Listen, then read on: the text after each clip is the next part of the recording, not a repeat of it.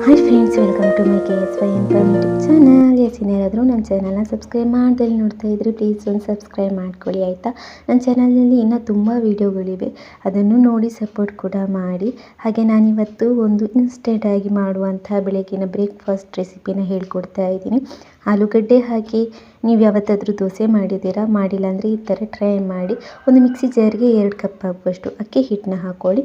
ಹಾಗೆ 1 ಕಪ್ ಆಗುವಷ್ಟು ಕಡಲೆ ಹಿಟ್ಟನ್ನ ಹಾಕ್ಕೊಳ್ಳಿ. ಅರ್ಧ ಕಪ್ ಆಗುವಷ್ಟು ಗಟ್ಟಿ ಮೊಸರನ್ನ ಹಾಕ್ಕೊಳ್ಳಿ.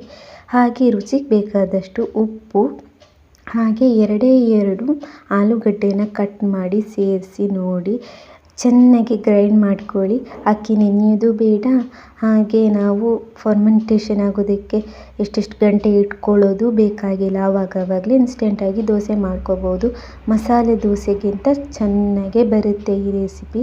ನೀವು ಒಂದು ಸಲ ಟ್ರೈ ಮಾಡೋದ್ರಲ್ಲಿ ಏನಿದೆ, ರುಚಿ ಹಿಡಿತು ಅಂದರೆ ಮತ್ತೆ ಮಾಡ್ಬೋದಲ್ವಾ.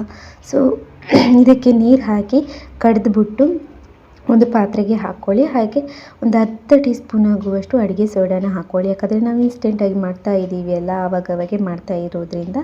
ಸೊ ಅದಾದಮೇಲೆ ಚೆನ್ನಾಗಿ ದೋಸೆ ಬ್ಯಾಟರ್ನ ತಿರುಗಿಸ್ಕೊಂಡು ಕಾದ ಹೆಂಚಿನಲ್ಲಿ ದೋಸೆನ ನಿಮಗೆ ಎಷ್ಟು ದೊಡ್ಡದಾಗಿ ಬೇಕು, ಎಷ್ಟು ತೆಳುವಾಗಬೇಕು ನಾವು ದೋಸೆ ಮಾಡಿಕೊಂಡ್ರೆ ಆಯಿತು. ಮೇಲ್ಗಡೆ ಸ್ವಲ್ಪ ತುಪ್ಪನೋ ಎಣ್ಣೆನೋ ಹಾಕಿದ್ರೆ ಇನ್ನೂ ಚೆನ್ನಾಗಿರುತ್ತೆ. ದೋಸೆ ಬೆಂದಿದೆ ಅನ್ನೋವಾಗ ತೆಗೆದುಬಿಟ್ರೆ ಆಯಿತು.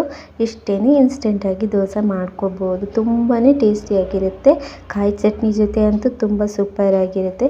ಮಕ್ಕಳಿಗೆ ಬಿಸಿ ಬಿಸಿಯಾಗಿ ಮಾಡಿಕೊಡಿ, ಇನ್ನೂ ಬೇಕು ಅಂತಾರೆ, ಅಷ್ಟು ರುಚಿಯಾಗಿರುತ್ತೆ.